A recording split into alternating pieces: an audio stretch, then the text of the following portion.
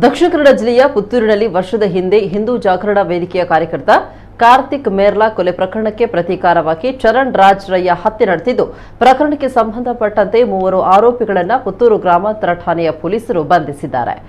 ಕೆಯೂರು ನಿವಾಸಿ 29 ವರ್ಷದ ನರ್ಮೇಶ್, 23 ವರ್ಷದ ನಿತಿನ್ ಶೆಟ್ಟಿ, 22 ವರ್ಷದ ವಿಜೇಶ್ ಬಂಧಿತ ಆರೋಪಿಗಳಾಗಿದ್ದಾರೆ. ಇನ್ನು ಪ್ರಕರಣದ ಪ್ರಮುಖ ಆರೋಪಿ ಕಿಶೋರ್ ಎಂಬಾತ ತಲೆಮರೆಸಿಕೊಂಡಿದ್ದು, ಪೊಲೀಸರು ಶೋಧ ಕಾರ್ಯ ಮುಂದುವರೆಸಿದ್ದಾರೆ.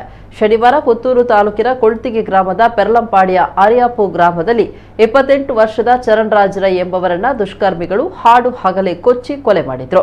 ಕೊಲೆಯ ನಡೆಯುವ ವೇಳೆ ಚರಣ್ ಸ್ನೇಹಿತ ಜೊತೆಗೆ ಇದ್ರು ಎಂಬ ಮಾಹಿತಿ ಇದೆ. ಈ ವೇಳೆ ಅವರು ತಡೆಯಲು ಅಡ್ಡ ಬಂದಾಗ ಆರೋಪಿಗಳು ಅವರಿಗೆ ಆವಾಜ್ ಹಾಕಿದ್ದಾರೆ ಎನ್ನಲಾಗಿದೆ. ಬಳಿಕ ಚರಣ್ ಸ್ನೇಹಿತ ಪುತ್ತೂರು ಗ್ರಾಮಾಂತರ ಠಾಣೆಗೆ ದೂರು ನೀಡಿದ್ದು, ಆರೋಪಿಗಳ ಬಂಧನಕ್ಕೆ ವಿಶೇಷ ತಂಡವನ್ನು ರಚನೆ ಮಾಡಲಾಗಿತ್ತು.